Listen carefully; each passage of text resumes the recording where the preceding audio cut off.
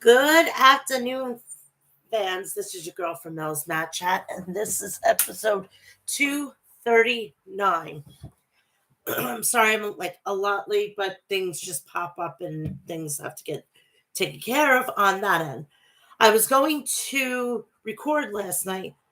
I just got over COVID, so I wanted to go to sleep pretty early and enjoy the extra sleep that I was not able to while I had it. But I'm hoping everybody is doing okay. Um, I'm not. I'm just letting. I don't know what's going on for next weekend for Double or Nothing. It is all depending on how my son is behaving. Due to the fact is that my son's going to be coming home from school, and I haven't brought him home since Christmas, and I have to bring him home due to the fact is that he hasn't been home since my mom has passed away. So it's well overdue. So please just bear with me until like everything goes like he goes back and whatnot. And then I'm gonna try to bring him home sometime in the middle of the summer if I can. Hopefully everybody is going to understand, mom, I'm a mom first. Content creator last. So I hope everybody is having a great Friday. I'm having a decent Friday, unless I got some work done on my teeth. Freaking cavities are no joke. Seriously. I got them all done. We're ready to go. I am like ready for, for anything. Um, we're going to be having a unification tonight. Remember at 7 p.m. That's when Rampage is going to start. So let's uh let's get to this so I can go enjoy the rest of my Friday. I can finish up what I need to go do. I could go take a shower and relax for the evening because this girl's got to get up at 4 a.m. I want to say thank you again for all the people who came out for my birthday last week. I'm 40 now. This is what 40 looks like. So, oh well. You know what I like to push out. I like to push out Harry's.com due to because of them doing the whole June thing with the the LDB. I can't even speak today. For the gay and lesbians, they have they're partnering up with their sister company Flamingo, and they've come out with this the blade handle, their blade handle, to go either to Flamingo or to Harry's razors. So I use Harry's razors. I don't like to use the Flamingo. I don't think it does a good job on my leg, so I use the more heavy duty. So you're going to go and check that out. It's all over their website. It's harrys.com. Also, please go check out maestroclassics.com. I'm not 100% sure they're still a partner with WWE, but I can always seem to find out. But they I support them wholeheartedly. I just don't want to keep saying they're a proud partners. They're in a partnership with WWE and give you false information. Also, please go check out Liquid Death at liquiddeath.com and murder your thirst. Also, go check out um, deathwishcoffee.com. They are having a promotional thing for this it's like this it's called Death Wish Coffee. Do not miss out this on this golden ticket day. Your sweet tooth would be pissed. It's a gold it looks like a glazed donut basically. So there's only 20 mugs that are going to be made, so you got to get in on this. And it's a rare mug, so go check that out and go check out everything else on their website. Please do me a favor and go check out ringsidenews.com and download their new and improved app on Google Play and iOS stores. Please go check out Outback, Outbreak Wrestling. Go check out all their stuff on their social media pages and YouTube. Go check that out. Go check out HOG Wrestling. They're having some really banger of events. So please go check them out if you're in the metro area at hogwrestling.net and get all your tickets there. Now let's get this party started, darling. Um, I want to It was reported yesterday that Stephanie McMahon will be taking a leave of absence. She's going to be She's stepping back from a lot of her responsibilities at WWE, which now Nick Khan is going to step into. Which I don't know if that's a good thing or a bad thing, but we also heard that as of today, um, Triple H is back full time at WWE, and let's see where this takes us. I'm hoping that NXT would be just get that smidge a bit better. Just give me the little bit of that sprinkle black and gold. I know a girl can dream. But anywho, let's get this started. Let's start off with all AEW news.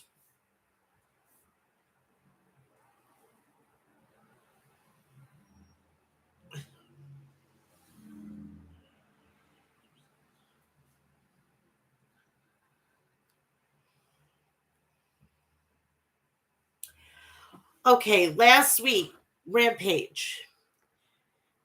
This was being this was still in Belmont. We started off with the Death Triangle: Pac, Ray Phoenix, Penta Escuda versus Butcher, the Blade, and Mark Quinn. Penta Escuda and the Blade began for their respectful teams. Blade clocked Penta with a haymaker shot. Penta fired back with a kick and then tagged in Pac. Pac blasted Blade with stiff kicks and forearms. Butcher pulled Pac outside the ring and dropped Pac on the ring apron. Back in the ring, Pac countered an Irish whip with a dropkick to Butcher's knee. Pac used a shotgun dropkick off the ropes to take the Butcher off his feet. Mark Quinn tagged in and quickly got taken down with big hip toss from Pac. Ray Phoenix tagged in, but Mark Quinn caught him off guard with a step-up hurricanrana. Ray Phoenix executed a tornillo into a foot stomp onto Mark Quinn. Ray Phoenix was triple teamed by the opposition. Mark Quinn came off the top rope with a 450 splash for a near fall on Phoenix. Lucky Pac was there to make the save. Butcher sent Phoenix into the Blade's knee and followed up with a huge lariat for a near fall. They have singled out Ray Phoenix and Taz. Ray Phoenix hit a back heel kick on the Blade. Phoenix made the tag to Penta, a scooter, who jumped onto Mark Quinn. Penta walloped the Butcher with a sling blade clothesline and then spiked the Butcher with a DDT. The Bastard Pack tagged in and nailed Mark Quinn with kicks. Pack hit a deadlift German suplex on Quinn, but Quinn escaped by touching the ropes with his feet. Pac made Quinn pay with a released German suplex. The Lucha Brothers planted Quinn for the fear factor, and then Pac followed up with the Black Arrow and pinned Mark Quinn. What a return to form the Death Triangles, said Excalibur.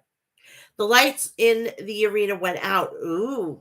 When the lights came back on, the House of Black, Brody King, Malachi Black, and Buddy Matthews were in the ring.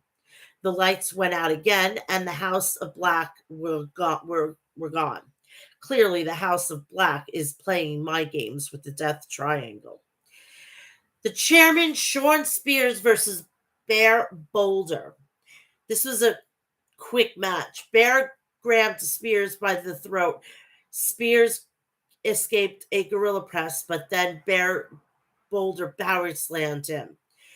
Spears evaded an attack from Boulder in the corner. Boulder splashed Spears in the turnbuckles. Spears thumbed Boulder in the eyes and then blasted him with the C4.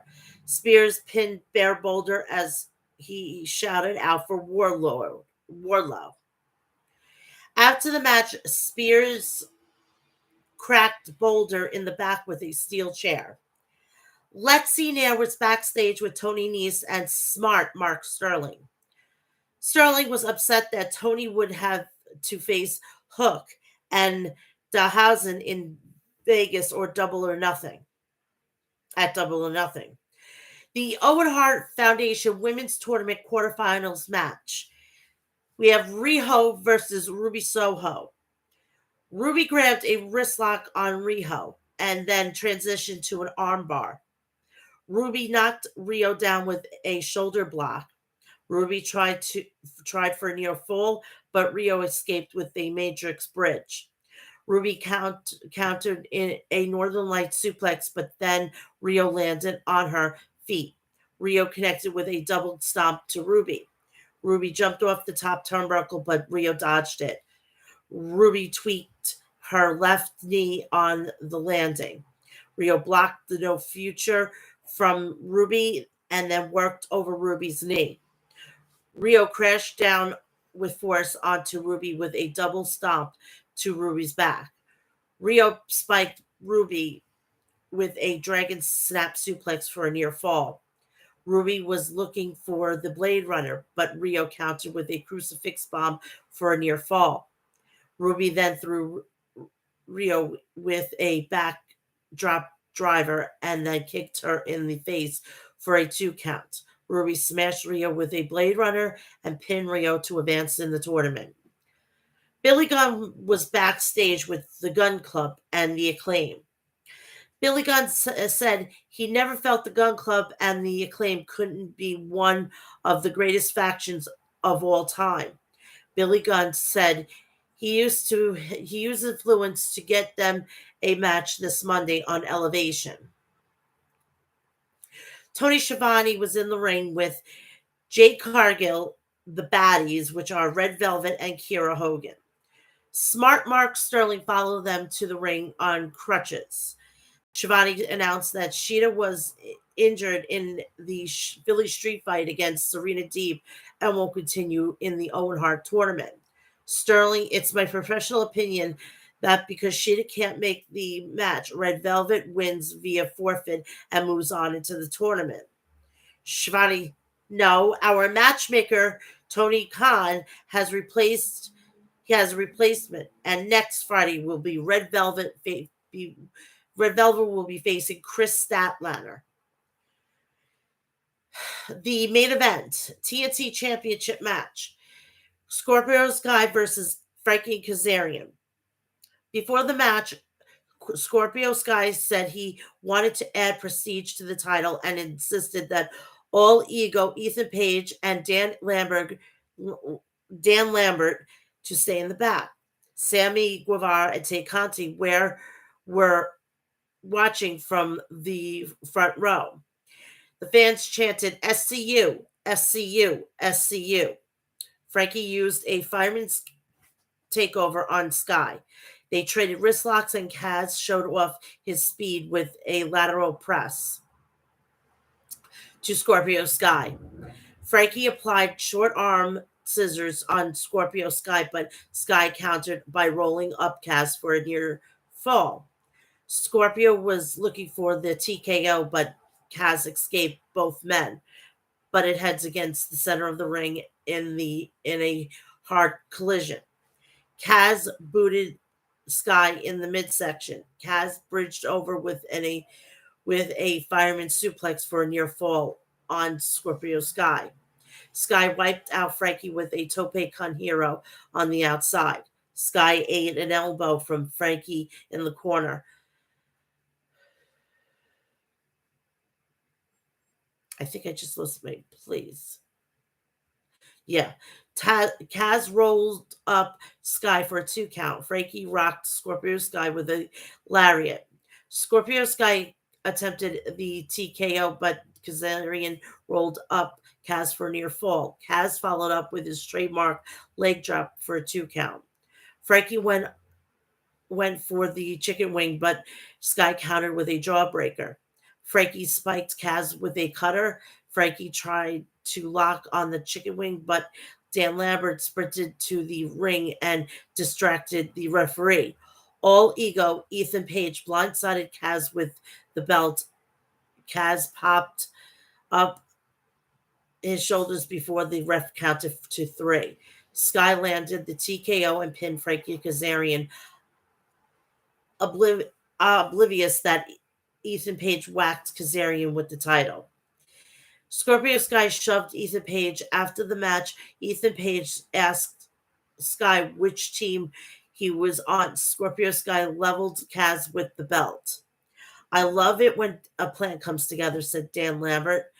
Scorpio Sky and Tay Conti hit the ring with Dan Lambert insulting them. Lambert and Page retreated along with Scorpio Sky. So Wednesday they had the Owen Hart tournament with the men, which were Phoenix and O'Reilly. MJF gives the lashings to Wardlow. Adam Cole versus Jeff Hardy. Joe and versus the Joker. Baker versus the Joker, and that was what was coming up on Wednesday.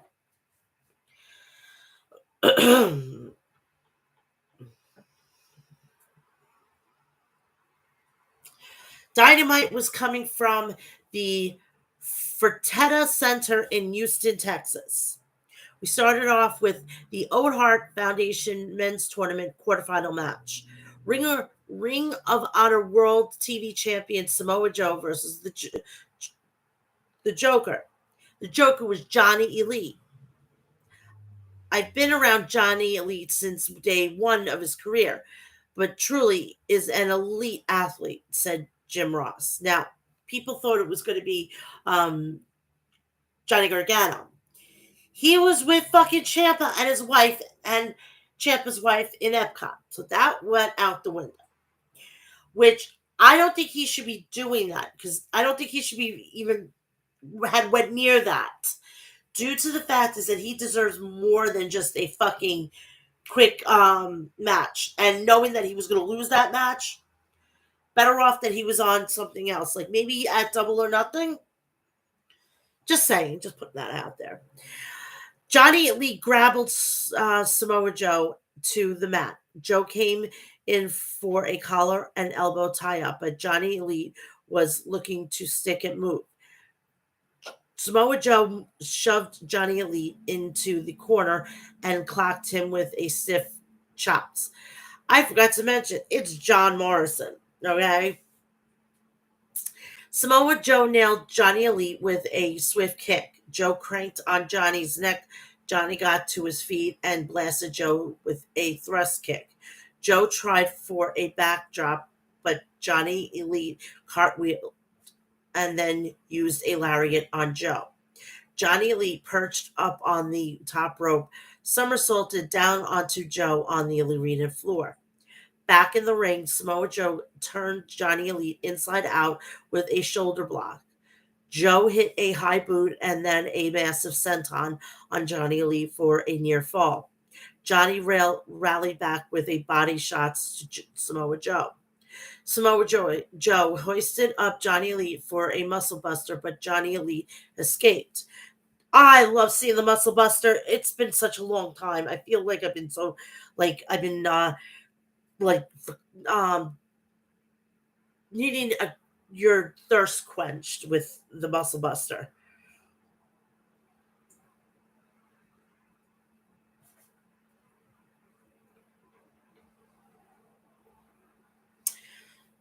Johnny climbed onto the top turnbuckle and splashed Joe with a 450 for a near fall. Johnny Elite followed up with a knee strike. Johnny attempted a split legged moonsault, but Joe got his knees up. He bull rushed Johnny into the corner and then finished him off with a muscle buster, scoring the pin. Jay Lethal, Sanjay Dutt, and Saddam Singh blindsided Samoa Joe after the match with a steel pipe. Trent, Rocky Romero, and Chuck Taylor ran down to even up the odds with steel chairs.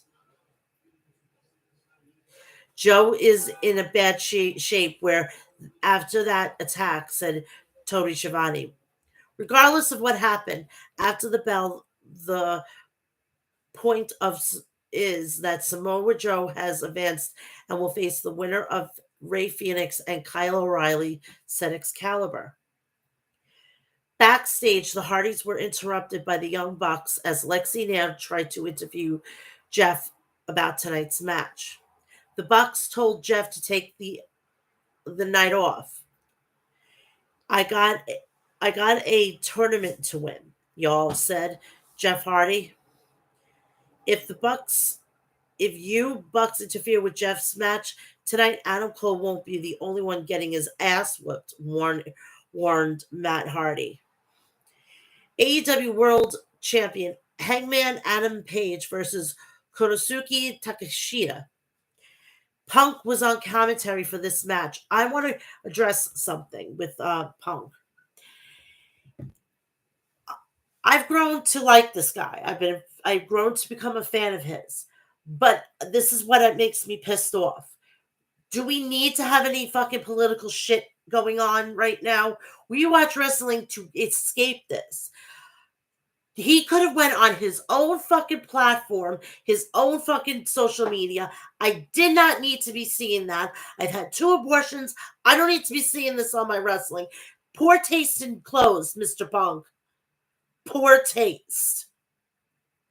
You gonna do a fucking political stunt? You do it on your own time. I'm not paying to see fucking politics in my wrestling.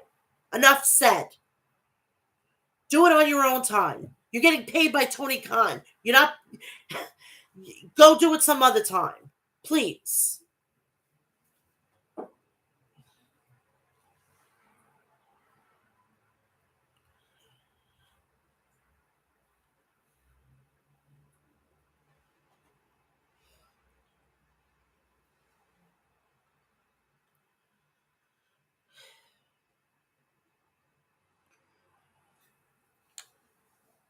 Okay. We started off with Takeshita rushed Page at the start of the match, trading elbow strikes with Page. Hangman hit him back with a fallaway slam. Takeshita jumped over the top rope with a body press to Page. Hangman chopped Takeshita on the apron.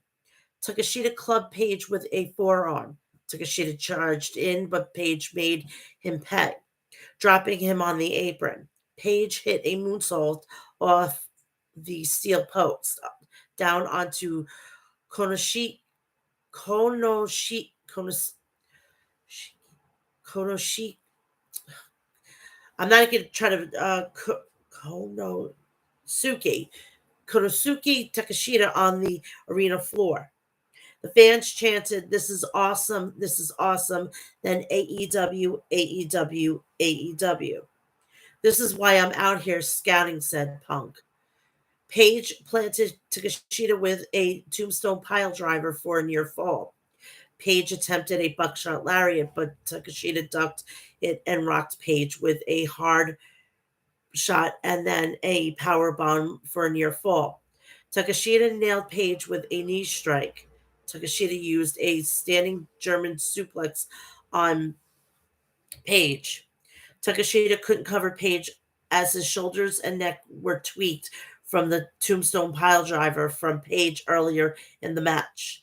Takashita went for the flying lariat, but Page countered with a rolling elbow. Page set Takashita on the top of the rope. Page climbed up, but Takashita clotheslined him off the rope, off the top, clotheslined him off the top, but Page landed on his feet. Page used the buckshot lariat and then CM Punk's own GTS to pin Takashita. "I've got him right where I want him," said Punk. After the match, Punk and Hangman Page had a stare down on the ramp. "Neither man was afraid of the other," said Tony Schiavone. "Has Punk got underneath the skin of the AEW World Champion Hangman Adam Page?" wondered Excalibur. Limitless, Keith Lee and Swerve Strickland versus the Workhorsemen JD Drake and Anthony Henry. JD Drake chopped Keith Lee, but Keith Lee barely budged. Swerve tagged in, but Drake chopped Swerve and then tagged out to Anthony Henry.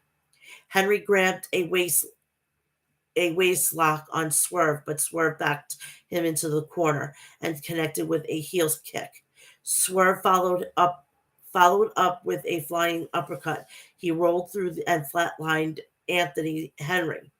Keith Lee tagged in and used a body press on Drake. Lee pounced Henry.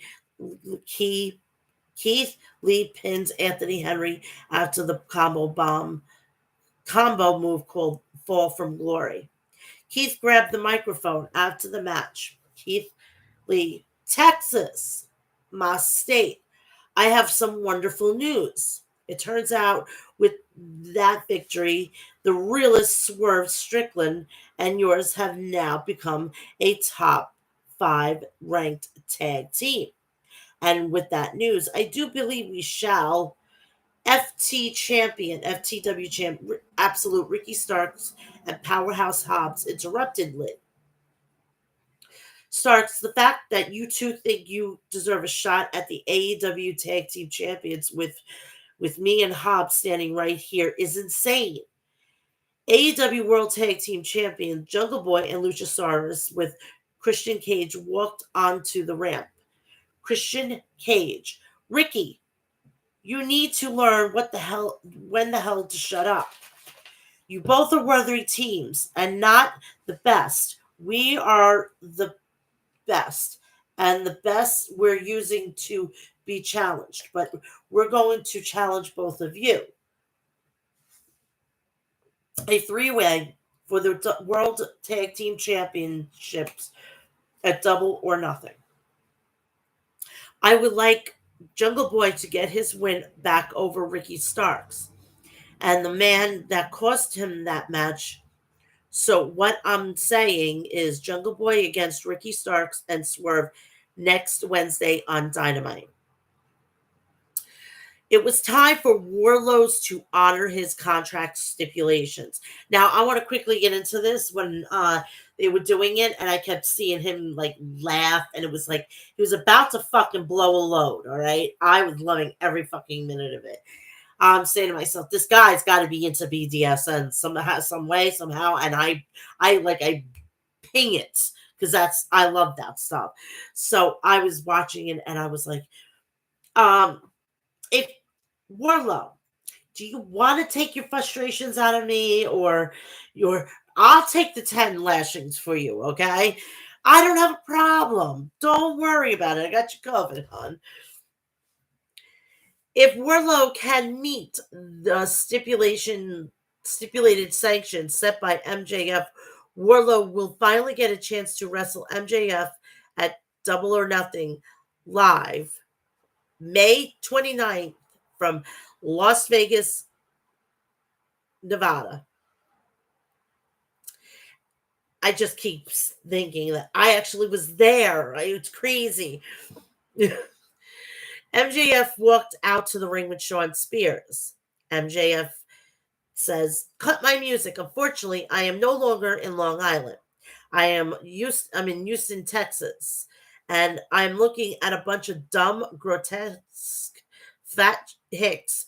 Warlow, if you lay so much as a finger on me during these 10 lashes, you don't get the match at Double or Nothing, and you don't get to sign a contract with AEW. Send out the pig," which I don't like. This is really derogatory. MJF spat at Warlow as Warlow entered the ring. MJF whipped Warlow once and Warlow laughed. MJF whipped Warlow a second time and MJF didn't move, smiling. MJF unbuttoned his dress shirt and removed it. He whipped Warlow repeatedly, losing his composure. "I hate you. I know it hurts," said MJF as Shawn Spears held MJF back. "Warlow didn't even flinch," said Excalibur. "Look at the welts on Warlow's back." I told you he's a kinky guy," replied Jim Ross. Shawn Spears whipped Warlow twice. The fans chanted, "Warlow, Warlow, Warlow." MJF kicked Warlow in the groin and began whipping him. MJF put on his dynamite diamond ring and then punched Warlow in the forehead as Shawn Spears held Warlow back. Shawn Spears planted Warlow with a C4. Then MJF counted to 3 as Spears covered Warlow. You ain't seeing the pay-per-view, boy," shouted MJF. Owen Hart Foundation Men's Tournament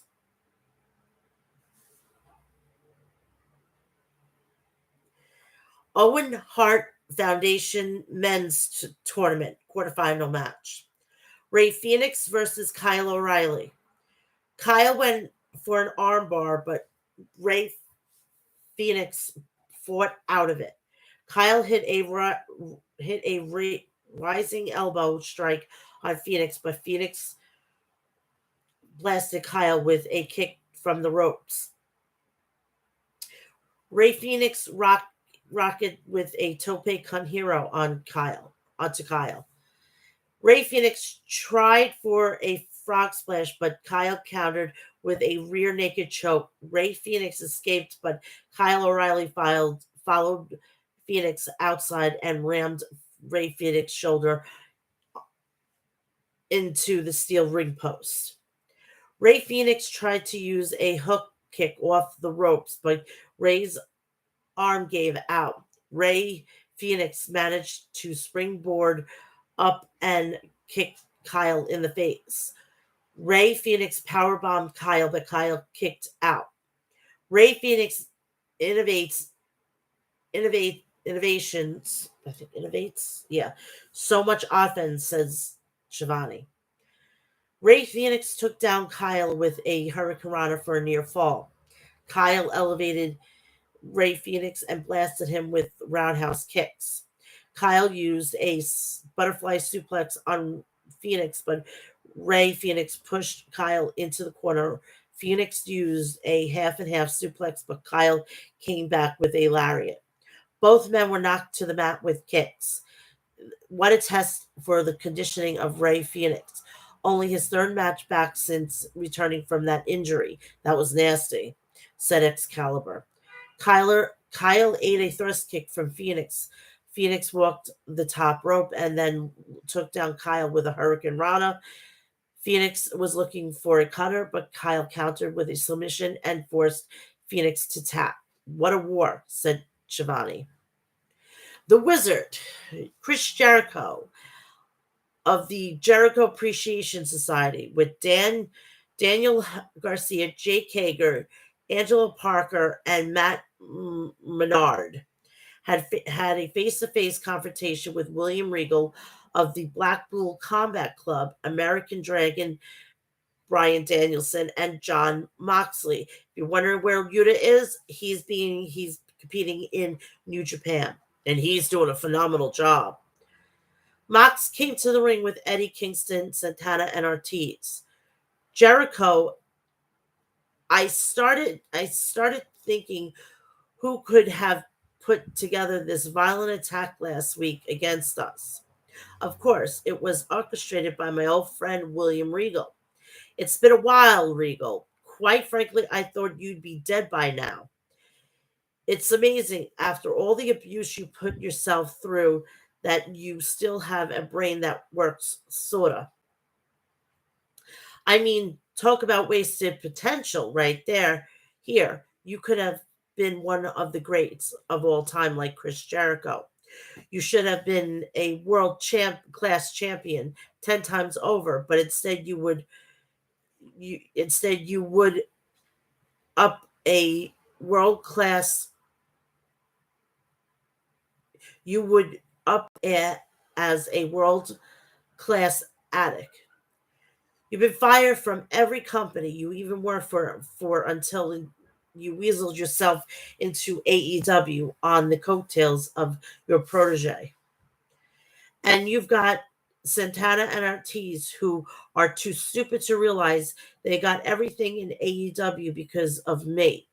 You've got Eddie Kingston, too stupid to stay home after I burn your face. And then you've got Brian Danielson, possibly the greatest wrestler in the world today, yet nothing more than a squeaky clean nerd. Stick with Regal, and to join. You'll have to you wait, and you'll have to join the program with Moxley as a royal flush of losers. Regal, my to you is to stay home. And if you don't stay out of our business, I'm going to throw a fireball in your face because I am the wizard. Regal, since 1997, 97, okay? For people who were born in 97, don't call yourself old, okay? I'm old, all right? I'm in my 40s now.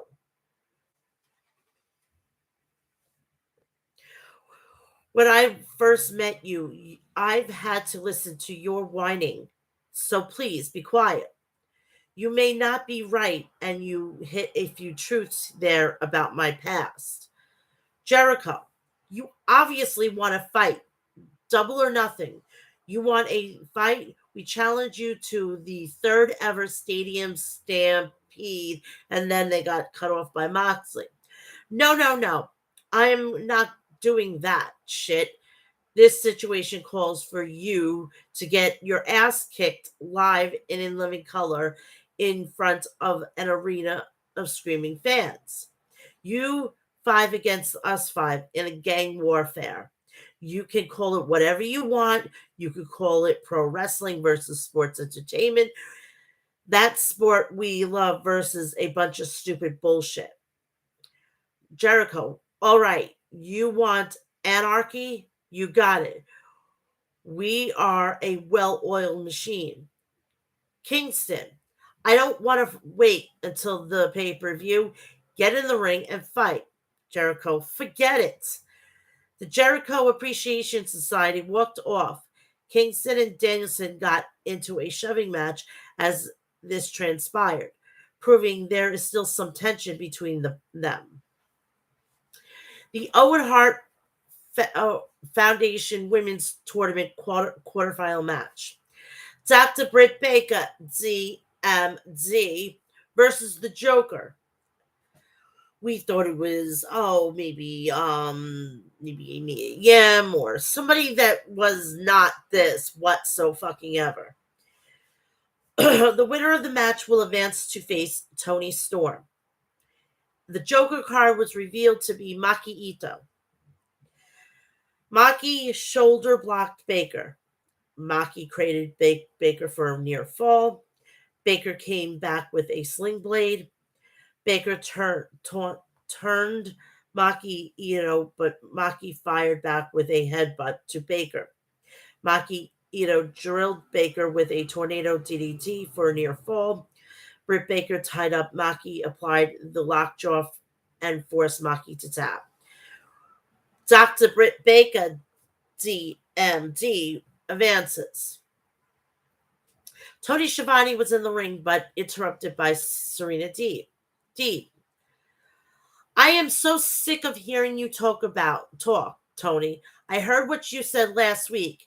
You said I couldn't beat Thunder Rosa at Double or Nothing. Congratulations, Tony. After all your years in the business, in one short interview, you made yourself a complete idiot. Speaking of idiots, there were other people who had a lot to say last week. Dustin Rhodes, I invite you to come out to the ring. Dustin Rhodes walks out to the ring.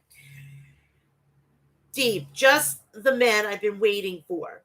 I heard what you said last week, Dustin, and you're just as much of an idiot as Shivani.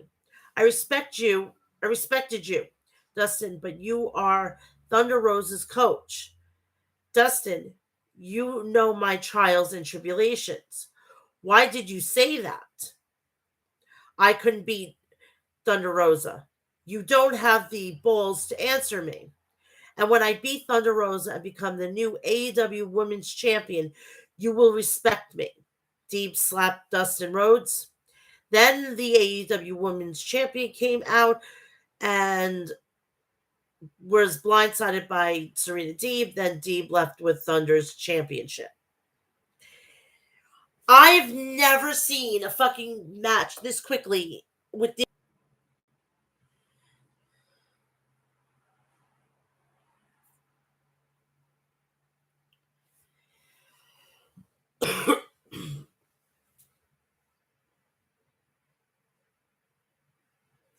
We had the Owen Hart Foundation Men's Tournament quarterfinal match. Adam Cole, baby, versus Jeff Hardy. This was a very fucking fast match. It was like you blink, it was over. Adam Cole assaulted Jeff from behind as Jeff was making his entrance. Jeff Hardy jumped off the ring apron and collided into Adam Cole. Back in the ring, Adam regained his momentum, stomping a mud hole into Jeff Hardy in the corner. Cole and Hardy traded shots. Hardy countered with a Russian leg sweep. Jeff Hardy jumped off the top rope, but Cole rocked Hardy with a thrust kick. Adam Cole dropped the knee and tried to lower the boom, but Jeff countered with a stunner.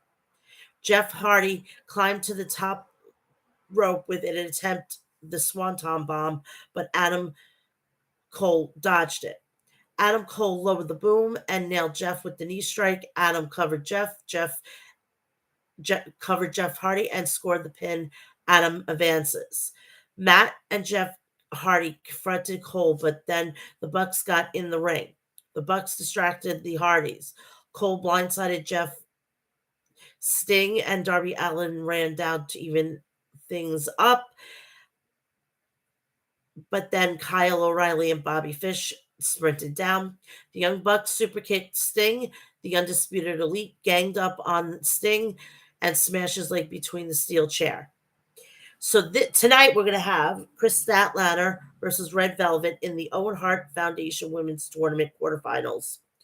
The chairman, Sean Spears, in action. Fuego del Sol and the Dark Order versus the House of Black. Matt Sydal and Dante Martin versus John Moxley and Bryan Danielson. So that's going to be tonight at 7:00. That's in the next couple of hours. That's that with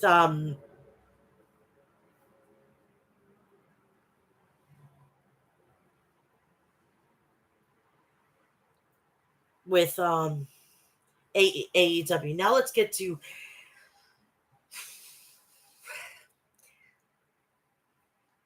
WWE. My brain is on mush.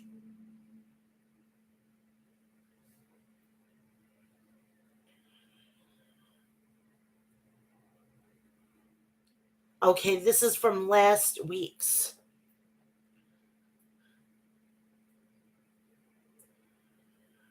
So it can get you ready for tonight.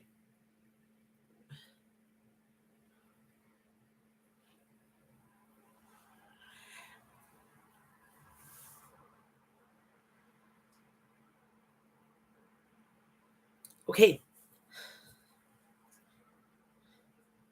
SmackDown begins with live from Mohegan Sun Arena with the Arcade Bro making their way out to the ring.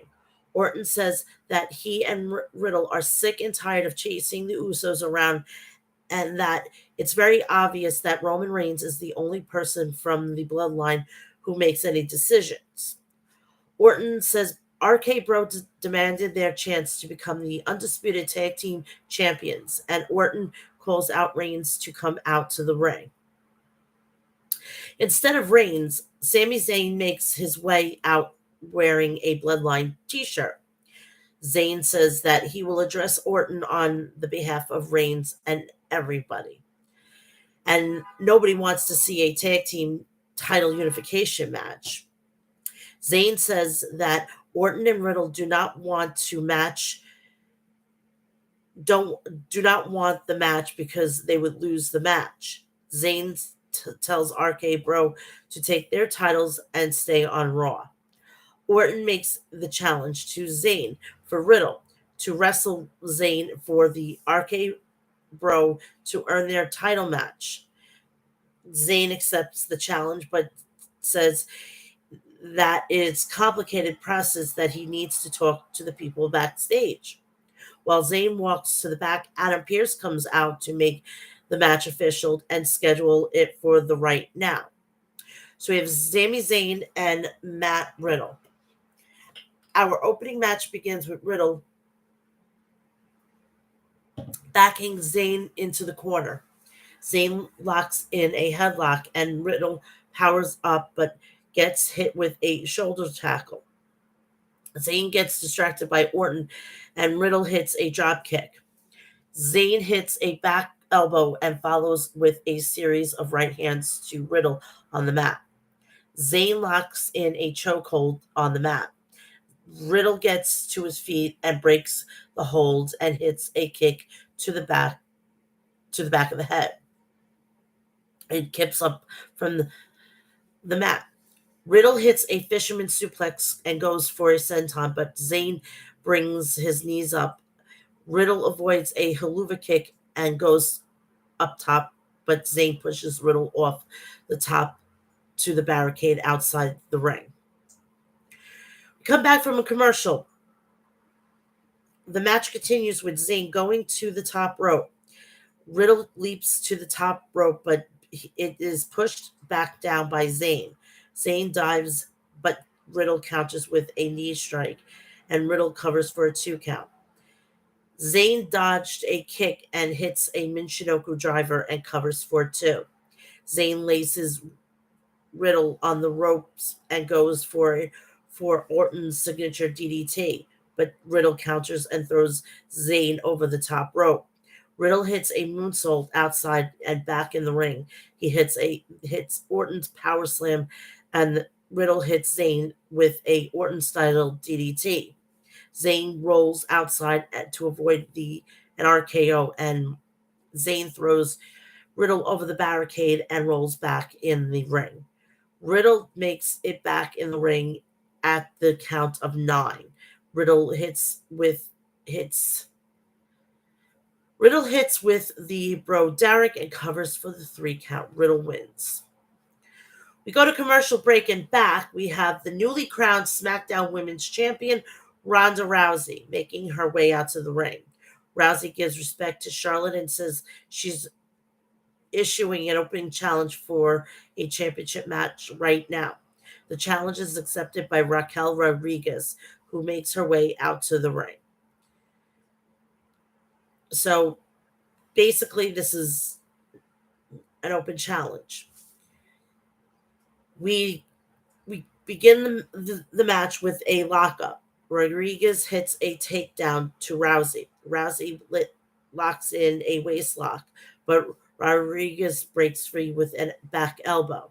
Rodriguez hits a fallaway slam and then hits a second fallaway slam and goes for the cover for 2 count. Rodriguez hits a big boot to the midsection, and Rousey escapes the corner and goes for the armbar, but Rodriguez counters and hits a side slam. Rousey avoids a corner splash and goes up top and goes for a DDT, but Rodriguez counters with a vertical suplex and covers for two. Rodriguez goes for a power bomb, but Rousey grabs an arm grabs the arm of Rodriguez, switched it up, and slams Rousey to the ropes. Rousey locks in an ankle lock, but Rodriguez breaks free and hits a big boot and covers for a 2. Rodriguez goes for a power bomb, but Rousey reverses it and gets a roll up for a 3 count. And I didn't even know it was on the title was even on the line. That's how much I paid attention to it, honestly. We have commercial break. We come back and we have Madcap Moss in making his way to the ring. Following his win against Happy Corbin at WrestleMania Backlash.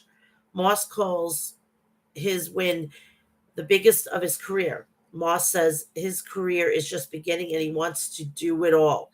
Moss is assaulted by Happy Corbin with a steel chair. Corbin grabs the Andre the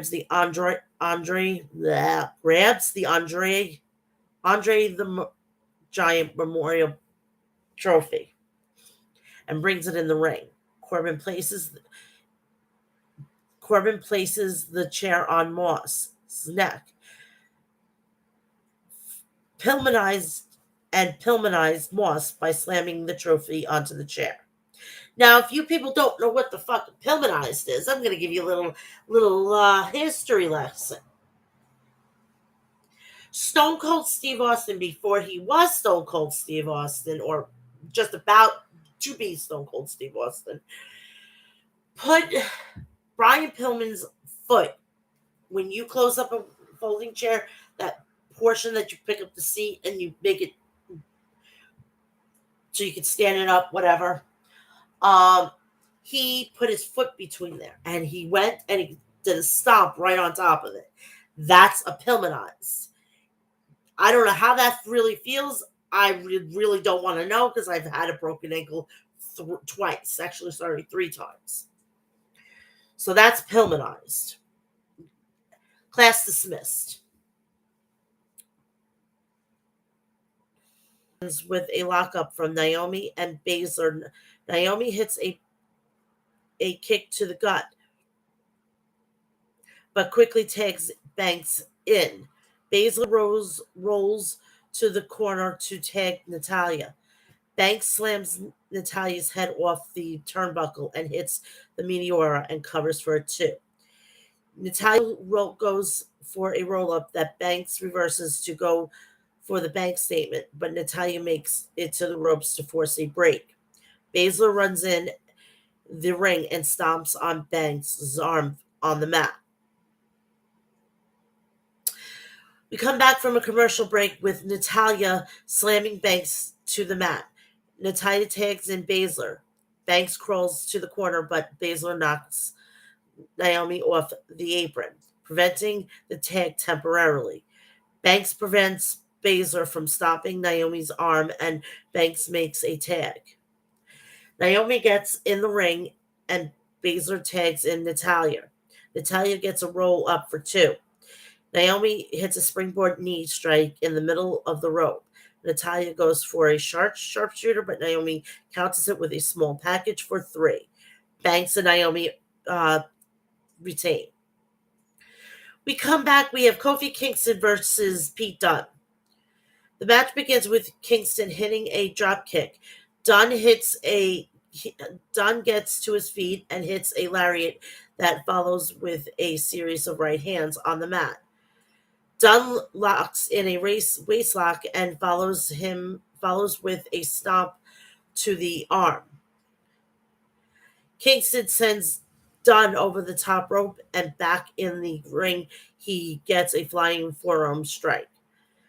Come back from commercial. Kingston hitting a drop kick and hitting the SOS. Dunn charges to the corner, but Kingston counters with a kick, following a distraction from Ridge Holland and Sheamus. Dunn manages to hit a slam and cover for a 3 count. Winner is Pete Dunne. Wow. Riveting, right? Coming back from a commercial break with the Bloodline making their way out to the ring. Reigns says that is nobody left. Reigns says the Usos are the ones who have the next challenger. Reigns is interrupted by Randy Orton and Riddle. Riddle says they need to make the title unification match. Jimmy Uso accepts the challenge and announces their match for this coming tonight. SmackDown, next week's SmackDown, Riddle hits a knee strike to Reigns, and RK Bro hits the ring as SmackDown goes off the air. That is a lot. Just a little sidestep. If I'm going to explain this, here is the ring and here is the ramp. They're not going to be using the ramp in AEW. You have there, so right in between the ramp and the ring and the ramp, Daniel Bryan's leg got stuck. Hopefully, it's just a little tweaking. It'll be fine, and he'll be able to work Double or Nothing. Moving on.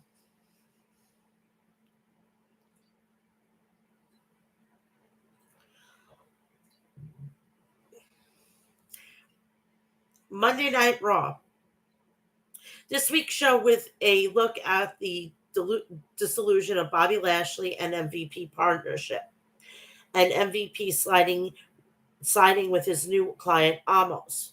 We go live to the arena, and the steel cage surrounds the ring.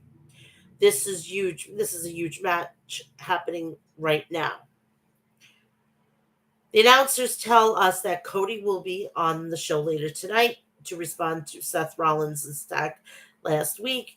We will also see Riddle versus Jimmy Uso and a 6-pack challenge match to determine a new number 1 contender to Bianca Belair.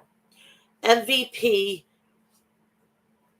and Amos make their way to the ring. MVP welcomes us to the show and says we're about to see the destruction. He says Bobby Lashley got a little too big for his boots and claimed the spotlight for himself. MVP says the outcome of this match is a foregone conclusion because Amos can pin him, submit him, or leave him lifeless body and walk out of the door. No matter how it happens, the almighty era has come to the close tonight. We start off with Lashley is making his entrance. He gets attacked by Cedric Alexander on the ramp. Lashley and Cedric brawl around ringside until Amos and MVP come out and get it on in the action too. Suddenly, a plethora of referees and officials rush out and separate the men, leaving Lashley to get into the cage and tell Amos to join him as we go to the break. We are back, and referee rings the bell. Amos rushes Lashley in the corner and takes him down, then kicks him in the face. Amos chokes Lashley on the bottom rope while Lashley taunts him. Amos lifts Lashley by the throat, but Bobby spins around into a sleeper hold with his hooks in. Amos pries Lashley's hand apart but gets shoved into the buckles. Amos catches a running Lashley and clubs him down with a forearm to the chest. almost splashes Lashley in the corner, and then MVP jabs him in the face with his cane. Almost picks Bobby up and hits Snake Eyes, followed by running followed by the running boot. Almost continues controlled offense, attacking Lashley in the corner while MVP continues to cheat. Lashley grabs MVP's arm and bends it around the cage. Lashley ducks Amos, hits the ropes, and connects with a spear for a near fall. Lashley drills Amos with the elbows to the neck, then waits for him to get up. Lashley wants the hurt lock, but Amos slings him off. Lashley attacks Amos in the corner and starts climbing the cage, but Amos grabs him. Lashley knocks Amos down again and out of subject resumes climbing, but Cedric Alexander rushes up the side and attacks him. Lashley grabs Alexander and throws him from the top of the cage into the middle of the ring. Amos capitalizes and grabs Lashley for a slam. Amos wastes time and Lashley starts teeing off with right hands. Lashley looks for a spear, but Amos catches him with a big boot. Amos gets Lashley on his shoulders and throws him into the cage wall, but it breaks. Lashley is laying on the cage wall on the floor, kind of similar to Lashley and Umaga in 2007 for you older folks. Lashley rolls onto the floor and wins. Bobby Lashley wins. Come back. We have the United States champion Austin Theory comes to the ring for a match with Ali. Right before the referee calls for the bell, Theory jumps, puts put and gets the microphone.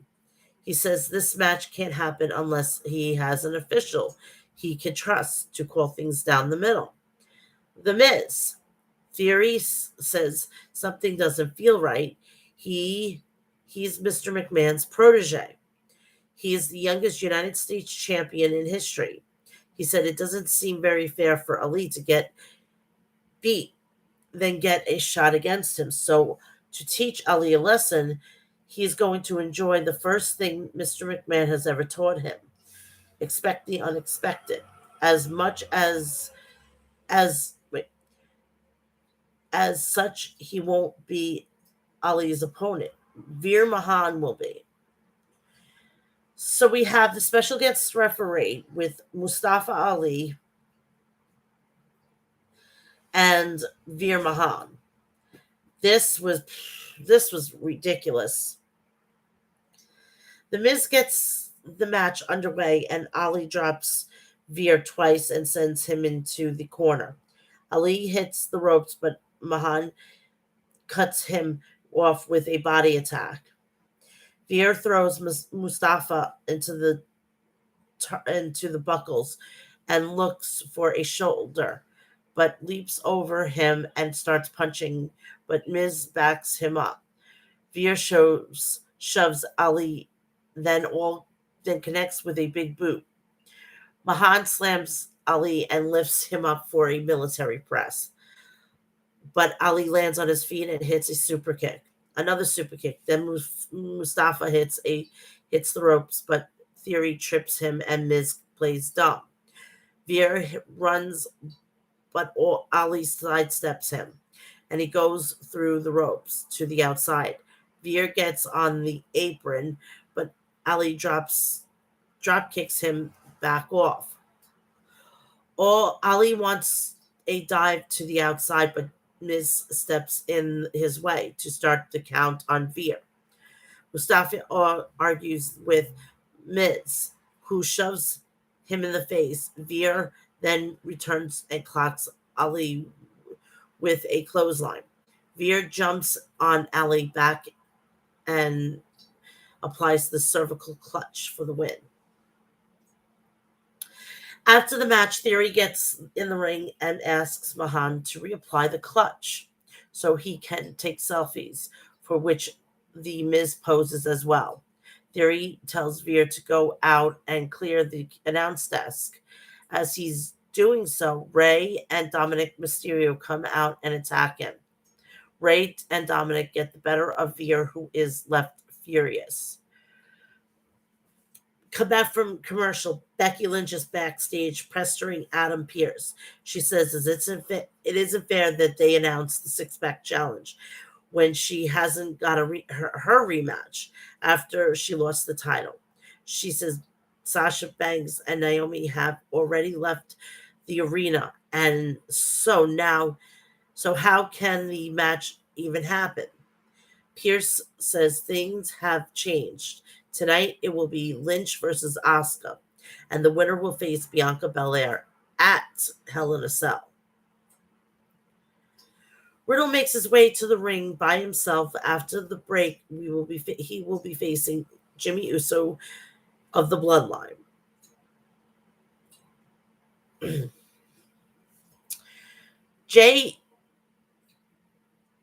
Jimmy Uso versus Riddle. Jay distracts Riddle at the beginning of the match, allowing Jimmy to jump him. Riddle gets sent to the corner, but he leaps over Jimmy and connects with a kick to the chest. Riddle hits a sidewalk slam for a 2 count. Jimmy fires back with some uppercuts and backs him into the corner. Riddle catches Jimmy with his legs and drags him over the ropes to the floor. Riddle kicks Jay from the apron and wants a springboard floating rope, but Jimmy knocks him off the apron and hits a suicide dive. Jimmy hits Riddle and throws him into the steel steps.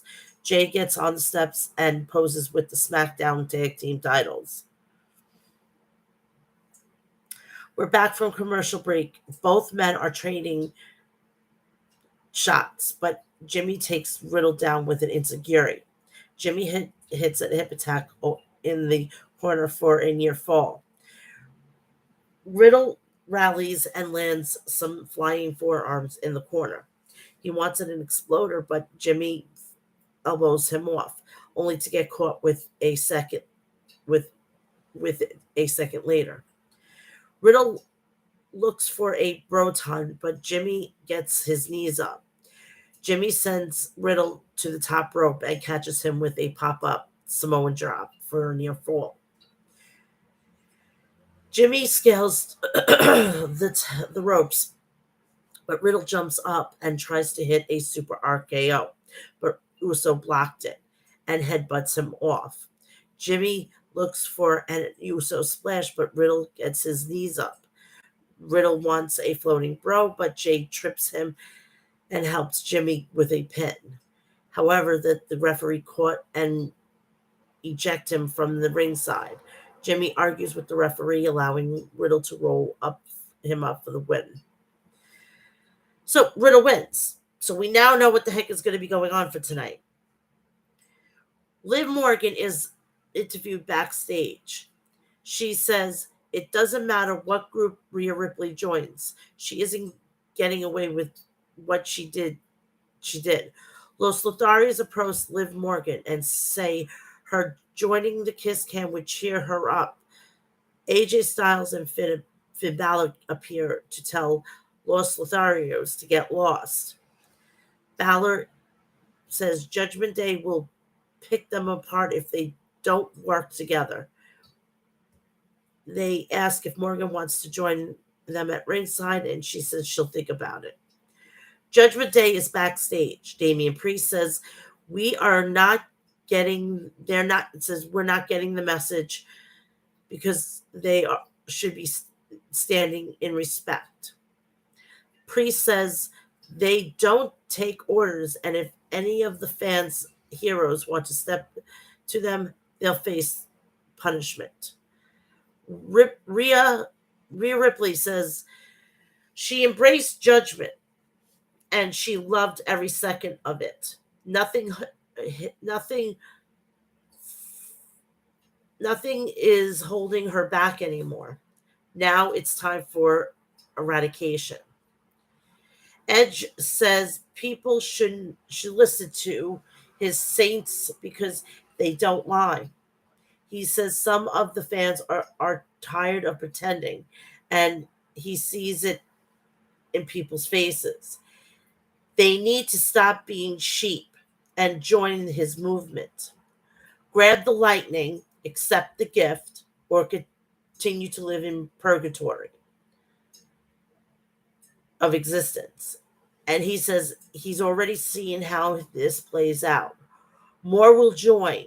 In fact, his arms are wide open to anybody who wants to further their career. And that offer even extends to AJ Styles. He would be a great addition to the movement. Edge understands that AJ is trying to please the fans. He used to jump off ladders and do the same. But where did it get him? A bunch of broken bones and early retirement, and the fans moved on and didn't care.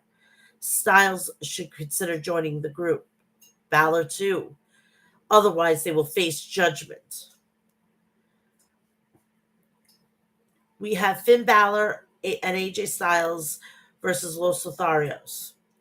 Balor and Styles kick the match off in rapid fashion with some tag team moves to Humberto Carrillo and Angel Garza tags in and pummels AJ with Humberto.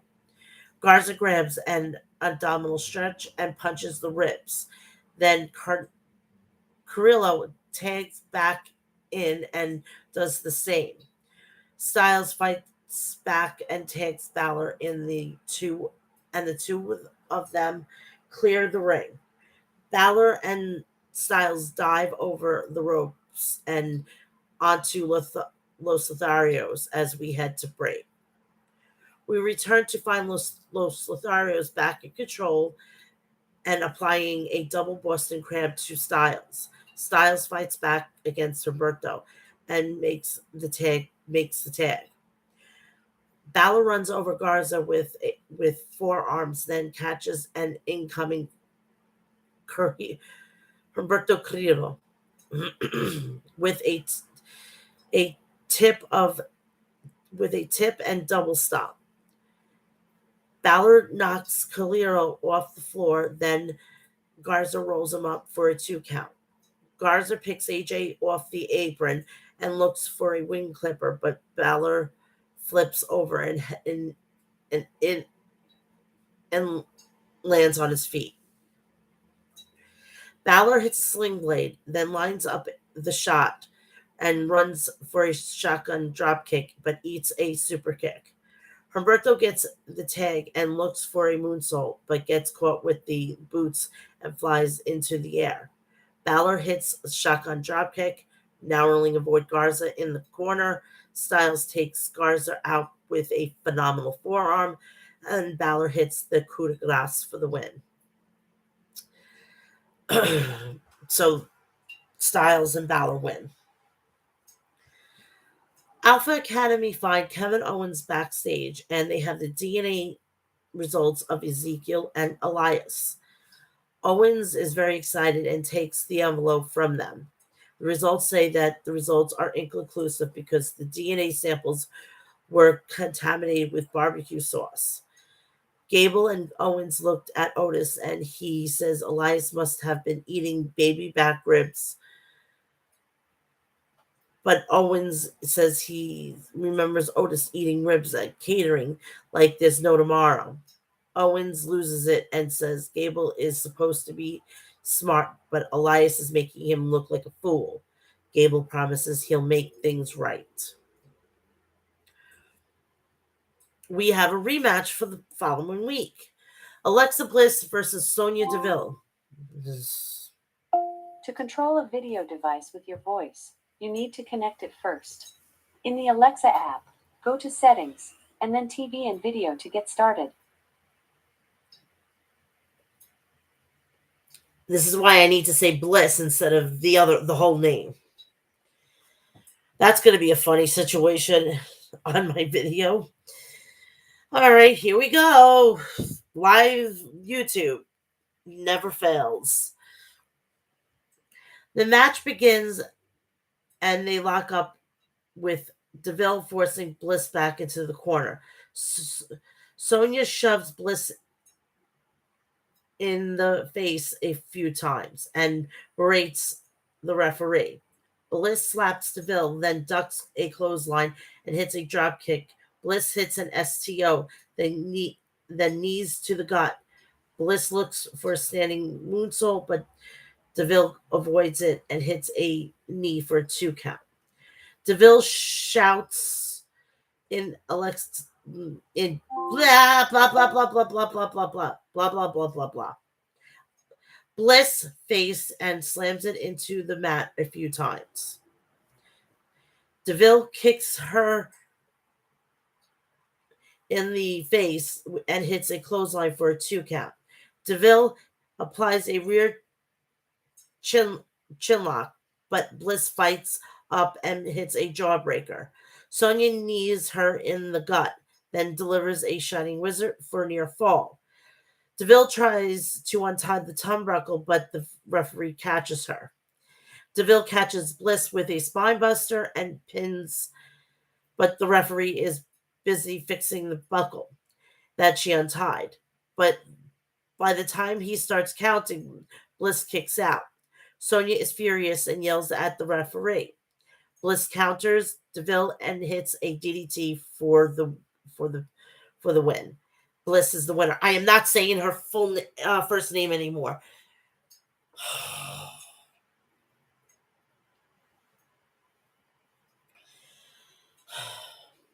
After the match, Deville takes the umbrage with the referee, then slaps him across the face.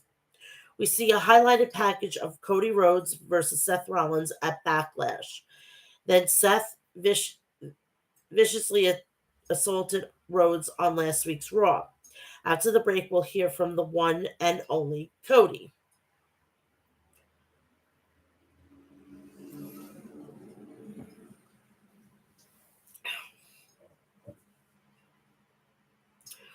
Cody comes to the ring and the fans chant his name. He says he's been told Seth Rollins isn't here tonight. And although he's surrounded by lovers in Virginia, he hopes Seth is watching. Last week, he tried to move on from this chapter, but Rollins poured gasoline on it. Rollins says Cody would never take anything from him ever again, but he has no idea what he supposedly took. 2 wins, a spotlight. If anything, the threat to Seth Rollins is not Cody, but Seth himself. He's stuck in purgatory and hell bent on dragging everyone down with him. In 2012, Seth Rollins showed up in WWE, The Shield. He remembered because he was there and one of the bitter boys in the back. Within months, Rollins shattered the glass ceiling by winning and won his way to the top. His story is different. He didn't win. He scratched, clawed, and painted his face with a smile, dead inside and looking up at the lights. Yet he endured. In loss, you learn to adapt and reinvent yourself. He learned he was never going to be the American dream. So why not embrace the nightmare? In some way, he lost his way to the top. But this all comes down to Seth Rollins losing 2 matches. This is his second chance in life. You don't take it for granted. And if Seth is intent on denying him that chance, he's going to have to kill him. And he is going to give him that chance. How about running it back? Lock all their angst in the ring. Rollins versus Rhodes, 3. But this time, inside hell in a cell. Rollins appears on the screen, laughing like an idiot. He says Cody stole his spotlight at WrestleMania, but that wasn't enough for him. He cheated to win at Backlash, and that wasn't enough. He is begging for a third go around inside hell in a cell. That's the biggest mistake you ever made because anyone who's ever stepped inside the hell in a cell with him is changed forever. Boy, do we know that, okay? Seth, we know that. We're still trying to fucking find the bones of the Fiend, okay? In Saudi Arabia. We've got the high powered metal detectors. It's not happening. We're getting fucking help from fucking goddamn England right now. They're not helping it. So yeah, we know how they were changed and changed forever. Thank you for fucking getting rid of Wyndham Rotunda. That's your problem, not anybody else's.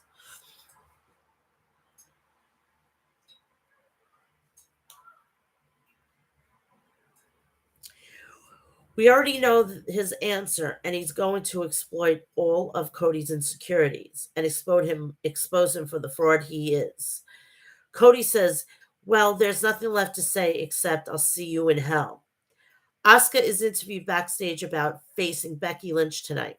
She pretends to cry and says Becky Lynch cries like a big time baby. But tonight she will give her a reason to cry because Asuka is ready for the Raw Women's Championship and Becky is not ready for Asuka. The commentators reiterate that Naomi and Sasha walked out earlier today and called them unprofessional. Seems like there's something legitimate happening there. Um, they're doing them. I stand with Naomi and Sasha, and that's all that you got to know. Because if you don't have a common sense to why they walked out, then I can't fucking help you.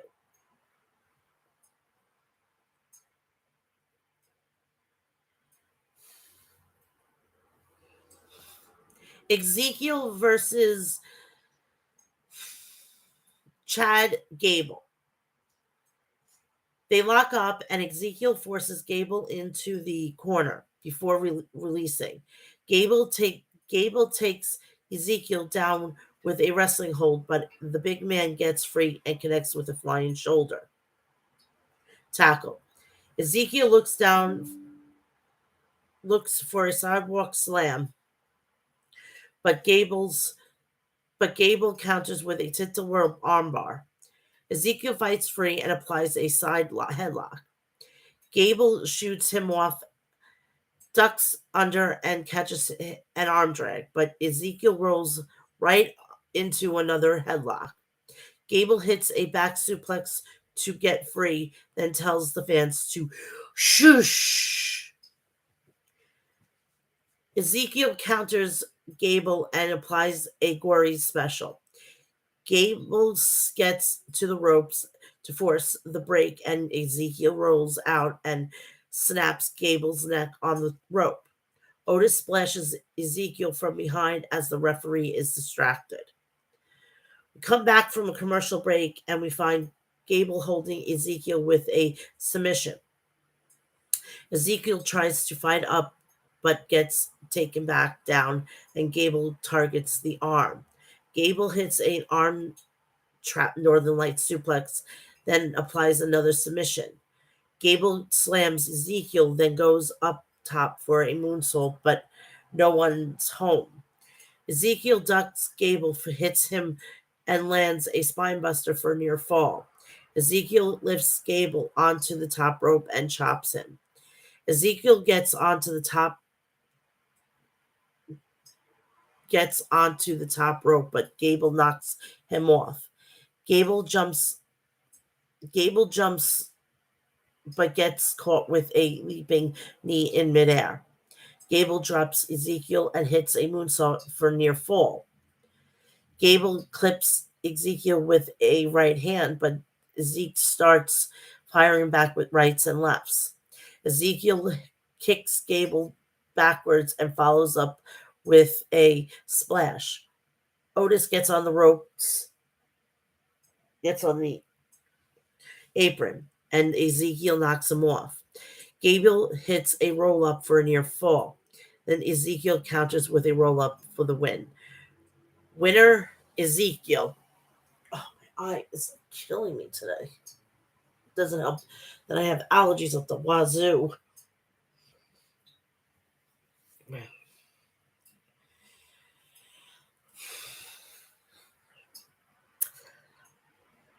R-Truth is and Tamina are backstage, and Truth is still trying to serve Akira Tozawa with divorce papers.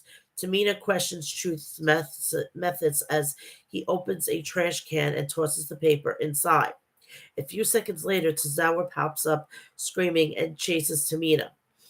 Dana Brooke appears and thanks Truth for getting her divorce from Reginald. Truth says it's time for compensation and begs for a 24/7 for the 24/7 championship. Brooke shoves Truth and runs off only to bump into Carmella. Dana apologizes, but Carmella doesn't accept. Dana says Carmella hasn't been relevant since James Ellsworth worked here. Carmella says Dana is a sorry excuse for a wife and a wrestler, but Brooke takes a shot at Corey Graves before running off. Truth runs into Carmella and gets excited and says they should team up again. And she said she can help him get his baby back. Carmella says she'll help him when the time is right, and she can get her hands on Brooke. We come back from our commercial break. Lacey Evans comes to the ring. She talks about the Army forces on how much they volunteer for America. She asks the entire arena to get on their feet and give a round of applause. A USA chant breaks out.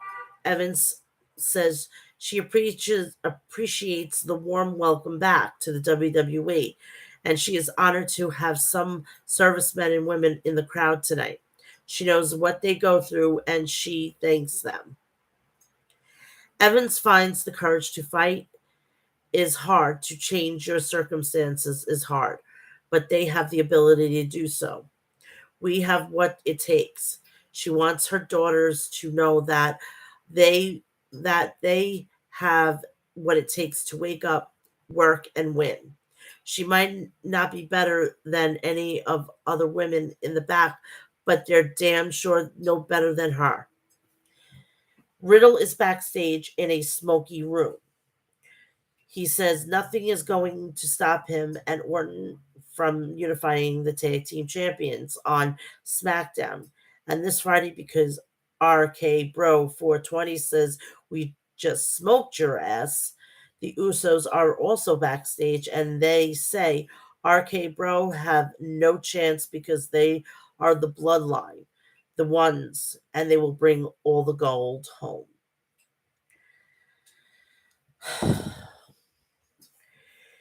Championship contenders match: Asuka versus Becky Lynch. The winner will get Bianca Belair at Hell in a Cell, possibly. Bianca Belair is on commentary for this one. The match gets underway and Asuka forces Becky back to the corner. Lynch sends Asuka to the apron and kicks her off. Lynch wants a suicide dive, but Asuka hits her, then drags her under the bottom rope and lands a punch. Lynch avoids being sent into the steel steps and drops Asuka with an exploder suplex into the barricade. We come back from commercial and we have Asuka is unloading a fury of offense inside the ring. Asuka hits a sliding knee to the face for a near fall. Becky catches her with a roll up for a 2 count, then wants a manhandle slam, but Asuka counters with an arm drag. Becky avoids a hip attack, and Asuka is hung up in the ropes where Becky kicks her a few times. Lynch hits a leg drop off the middle rope to Asuka on the rope and scores a near fall. Lynch wastes time pointing at Belair on the commentary. Lynch wants a disarmer, but Asuka countered with an armbar of her own, but Becky gets free. Asuka catches Lynch with the Asuka lock, but Becky rolls back into a pin for a near fall. Becky is sent to the apron where she kicks Asuka in the head twice. Lynch goes up top and jumps out and jumps, but Asuka ducks her and catches a rolling armbar. Becky rolls to the ropes to force the break. Lynch rolls to the apron and snaps Asuka's neck on the rope, then goes around to talk trash to Belair and try to goad her into hitting her, seeking a DQ victory. Asuka goes out and attacks Becky, but Lynch ends up tossing Asuka into Belair. Lynch puts Asuka in the ring and kicks Belair. Bianca chases Becky into the ring and gets on the apron. The referee distracted with Belair, so Becky grabs Asuka's umbrella from the steps and wants to hit her, but Asuka sprays her with poison mist. Asuka connects with a buzzsaw kick for the win, and she is the new number one contender. And that is that for Raw. Um, the whole thing with Naomi and what's her face, Banks. Not only did they do this to her once, they did this to twice. And I'm sorry, but I have to stick by Sasha Banks and Naomi. This is ridiculous. They keep setting Sasha up for hope, and she's getting her hopes up, and then she gets a dash, literally. What I've read that their contract is up very soon. Sasha's gone. Naomi may stay. It's depending on the way she's treated and if they're going to promise her things that Naomi, you know for a fact that they're not going to go. They're not going to follow through.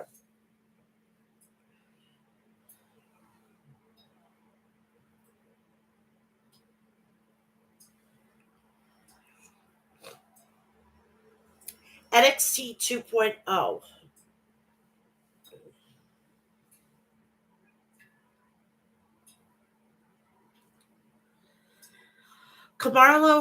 Carmelo Hayes and Trick Williams come out, and Hayes says Solo Sequoia needs to shut his mouth, and 3 weeks Melo will reclaim what is his, the North American Championship. Grimes and Sequoia can't decide who will start the match because there's a match between Carmelo Hayes, Trick Williams versus Solo Sequoia, and Cameron Grimes. Grimes and Sequoia can't decide who will start the match, so both of them attack Trick. Sequoia becomes the legal man and hits a senton, then delivers some kicks to Williams. Grimes tags in and continues the offense with more kicks. Grimes hits a sliding knee before applying an abdominal stretch to Trick. Hayes makes a blind tag and jumps off the top rope with a crossbody to an unaware Grimes. Hayes stays in control of Cameron for a minute but misses a clothesline, and Cameron makes the tag. Sequoia runs roughshot over Trick, hitting a running hip attack in the corner. Hayes distracts Solo, and Trick hits a neck breaker, and the Uce is in trouble as we head to break. We come back, and Hayes is holding Sequoia down with a headlock. Solo fights up, but Hayes drops him before landing a slingshot elbow drop to the back. Trick tags in, but Sequoia knocks him back and makes the tag to Grimes. The North American champion takes both Hayes and Williams down with forearms and a double hurricanrana that sends them out of the ring. Grimes gets Hayes back inside after a dive and lands a crossbody off the top. Grimes is ready for the cave-in, but Sequoia tags himself in. Things break down, and all four men hit big moves on each other. Hayes drops Grimes with a with a springboard lariat. Then Sequoia hits Mello with flying solo. Sequoia goes on up on top, and Grimes wipes out Trick with a cave in before Solo lands the Uso splash for the win. The winners are Cameron Grimes and Solo Sequoia. The NXT Tag Team Champions, Pretty Deadly, are backstage for an interview. They say that they're terrified of the Creed brothers, can't even sleep. They burst out laughing and say they have no idea why people are so scared of the Creeds after they already beat them. They say that they could beat them again, and tonight they're rooting for the Viking Raiders. We see a video and a new NXT signing. Thea Hale. She's 18 years old and still in high school. She's going to be going to college and training with the WWE at the same time. NXT Women's Breakout Tournament Round 1. Lash Legend versus Tatum Paxley. The match gets underway, and Lash immediately drops Paxley with a big boot. Paxley tries to create some space, but Lash grabs her and lifts her up. Paxley rolls down and applies a head scissors to Legend. Lash escapes, but Paxley drop kicks her. Tatum tries to get Legend up for an electric chair, but she can't. Legend shoves her away, then drops her with a boot. Legend goes out of the ring and whips Paxley's leg into the ring post. Back inside, Paxley wants a roll up, but Legend rolls through and attacks her leg. Tatum tries rolling to the apron, but Lash wraps her leg around the bottom rope and pulls on it. Legend lifts Paxley over.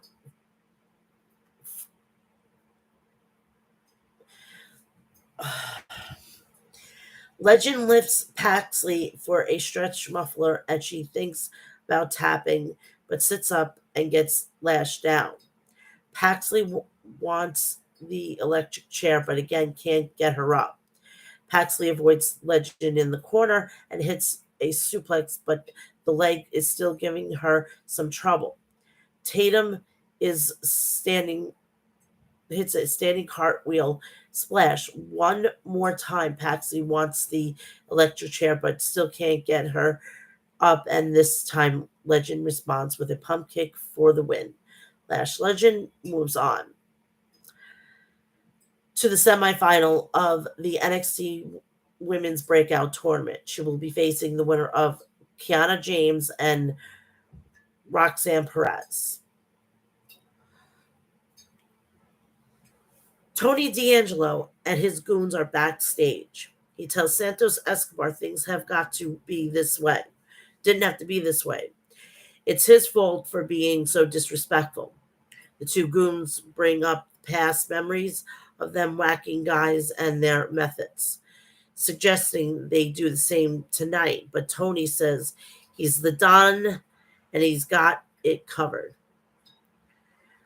Come back, we see Duke Hudson is interviewed backstage about what's next for him. He said he doesn't care what anyone thinks or wants from him. He had to take a few weeks off to clear his head. He did that and remembered that nobody can measure up to him.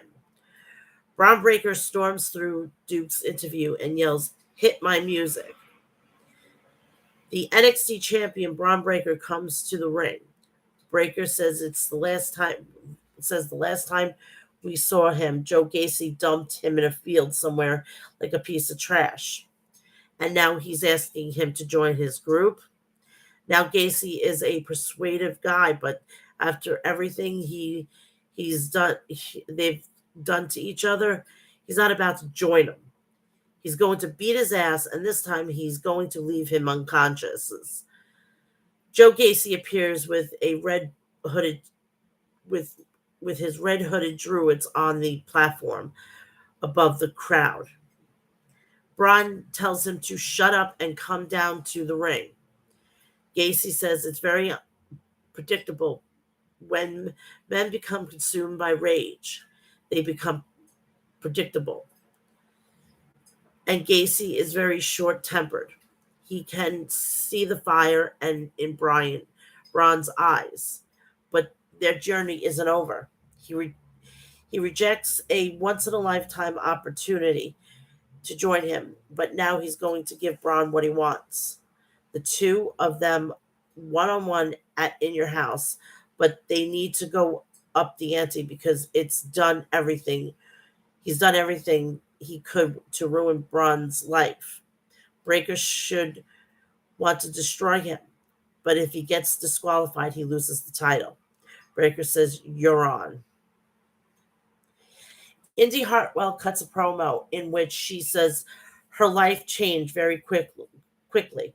She would, but she's tired of feeling down. For the first time in her career, she's flying solo, no partners, so she's calling her shot. Mandy Rose, if she she's the measuring stick in this division. Let's see what happens when she takes the stick and shoves it up her ass. We come back. Wesley is interviewed backstage and says Zion Quinn keeps ducking him. When he's medically cleared, whether that's next week, next month, or in 2030. Please don't say 2030. Jesus Christ, it's heading to 50. Madonna mia. He knows where to find him. Nathan Frazier runs up and says he knows Wesley wants to go tonight. So how about it? Lee says tonight is not a good night because he's got a lot of pent up aggression. Frazier says that's the case. He looks forward to the challenge. The Viking Raiders versus the Creed brothers of Diamond Mine. The match begins with Julius and Ivar, and the Creed literally botch jumped over Ivar as he was running at him. Julius and Brutus make tags and beat the life out of Ivar, forcing him to bail from the ring. Ivar gets back inside and makes the tag to Eric, who drops Julius with a forearm. The Vikings keep Julius isolated and make lots of tags to hit a double team moves and earn 2 counts. Brutus finally gets the tag and knocks Ivar off the apron before tackling Eric and delivering a gorilla style hammer fists.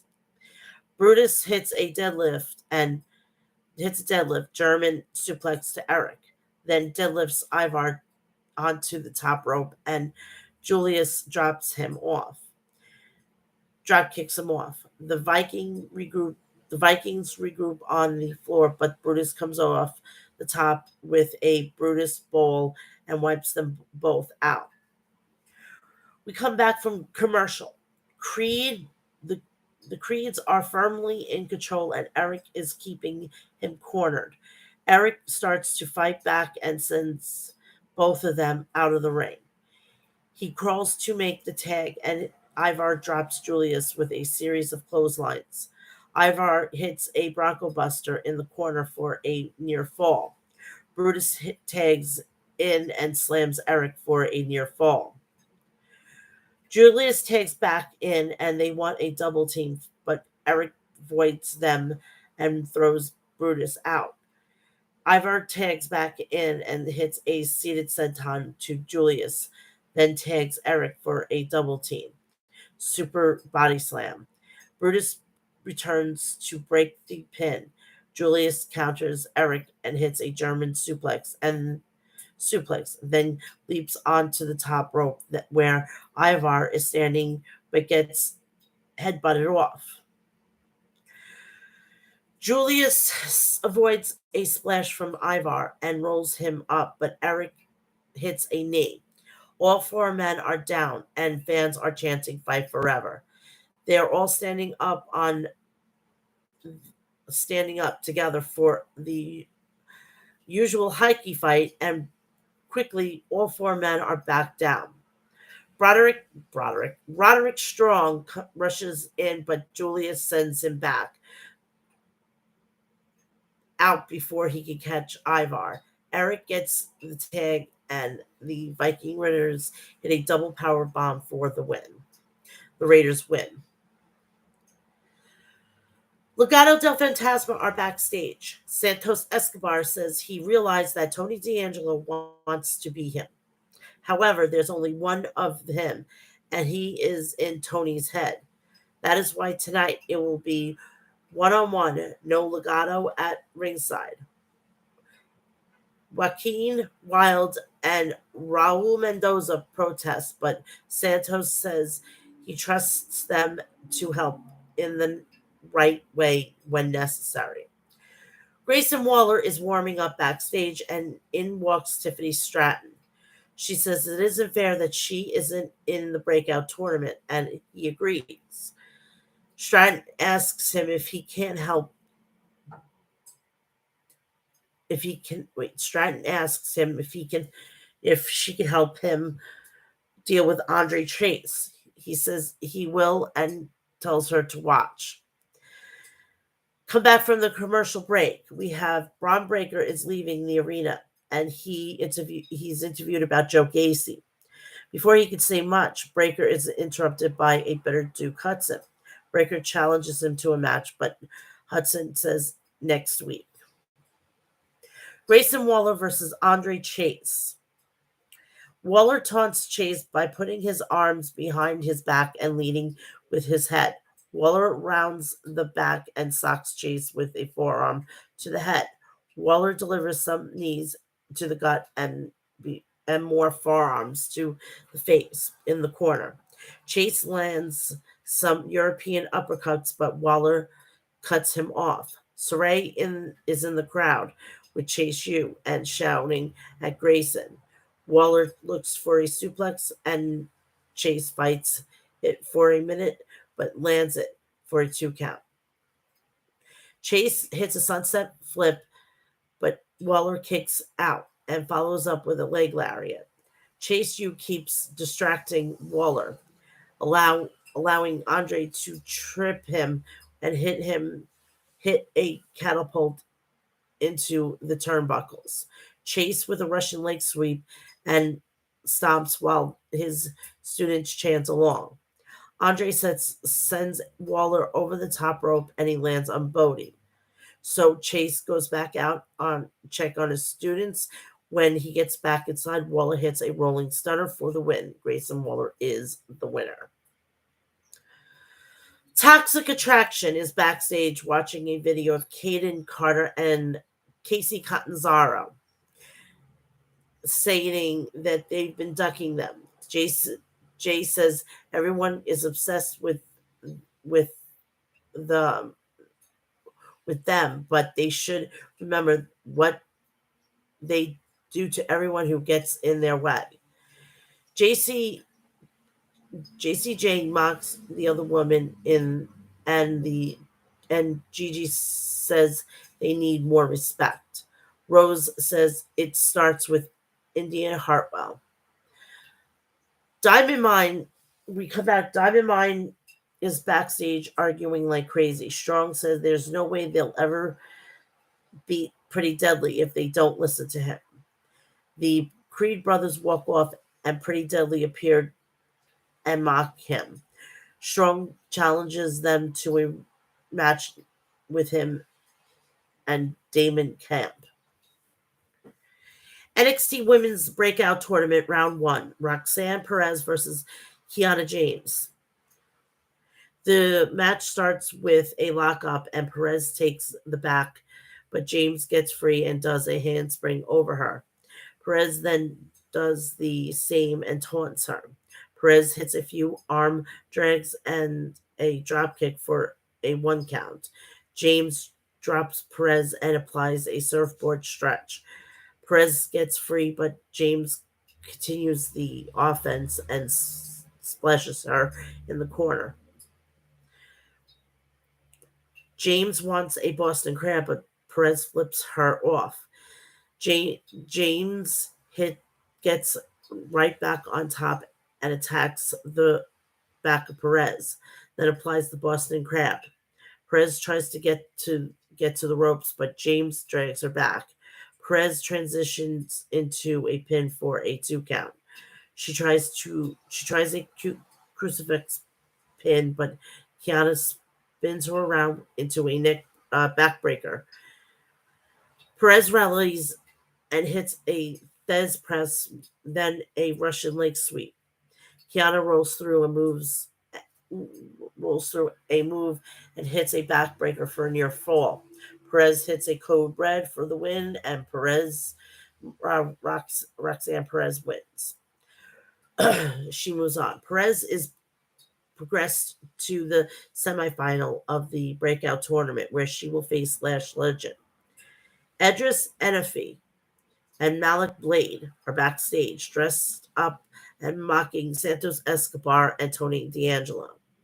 The former goons, Troy Dimes Donovan and Channing Stacks Lorenzo, call up walk up and call them wise guys and challenge them to a match next week, and Blade and Enefi agree.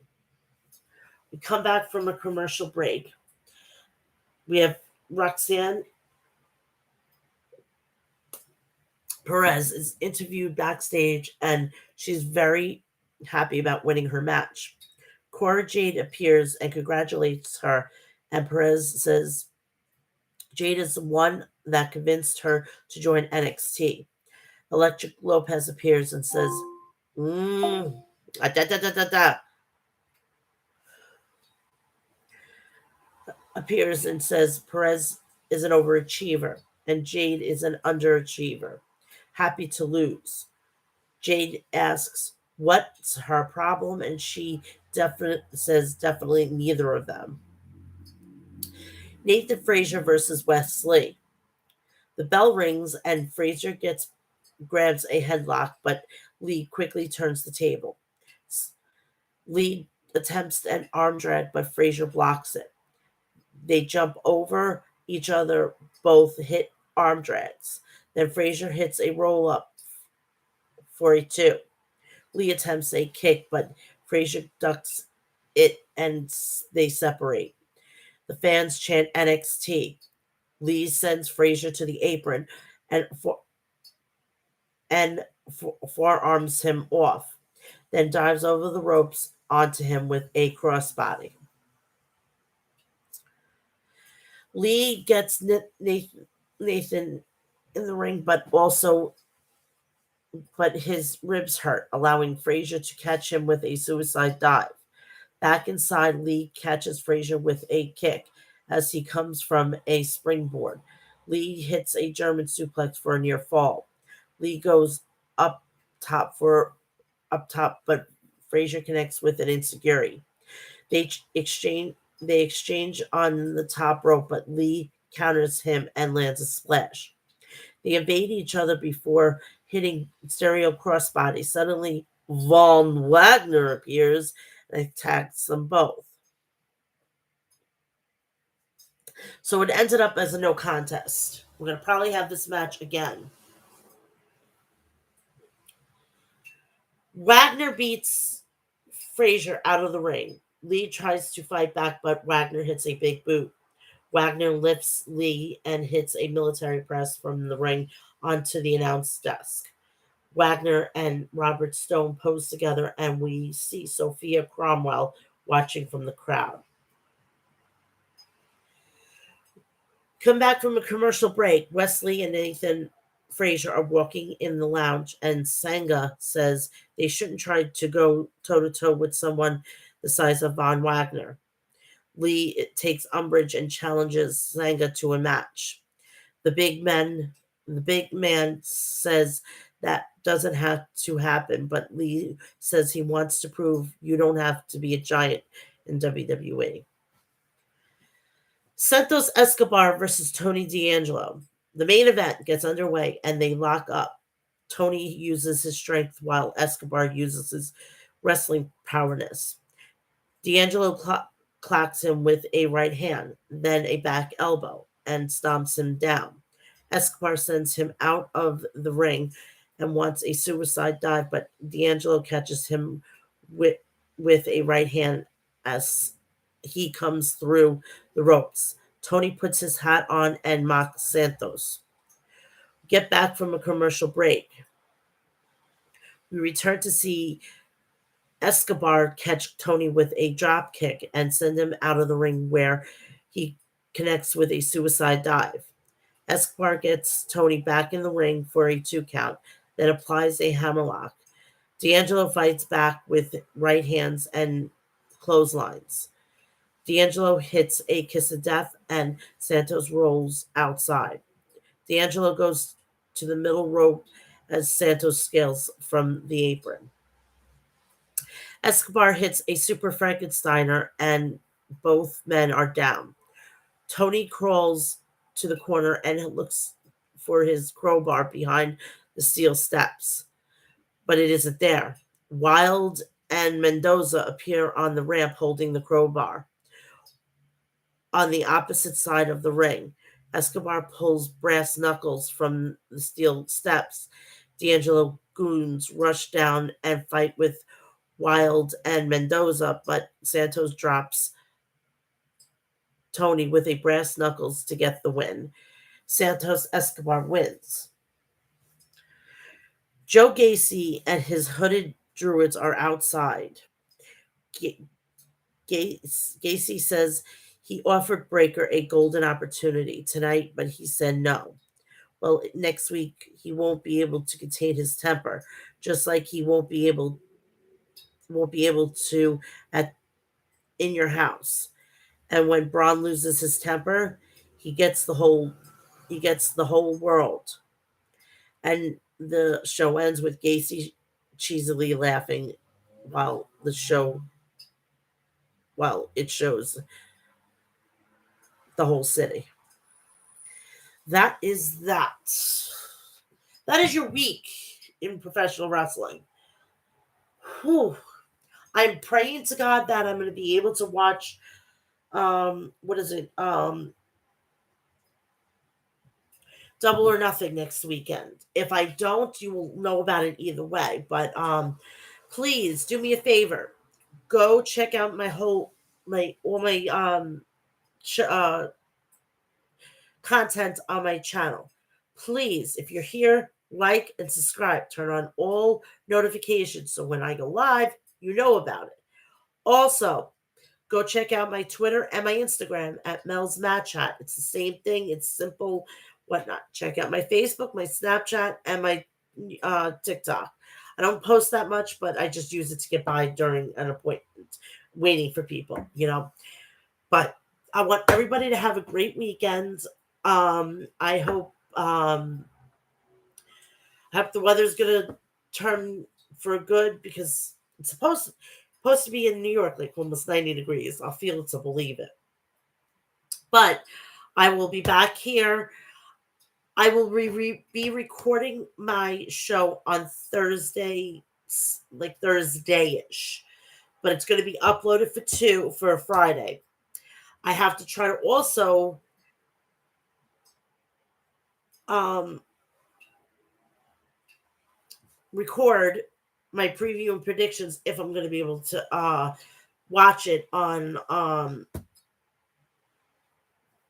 for Double or Nothing. You will hear everything. Just stick to my Twitter and you'll know everything. I want everybody to have a great weekend. Please go check out harrys.com.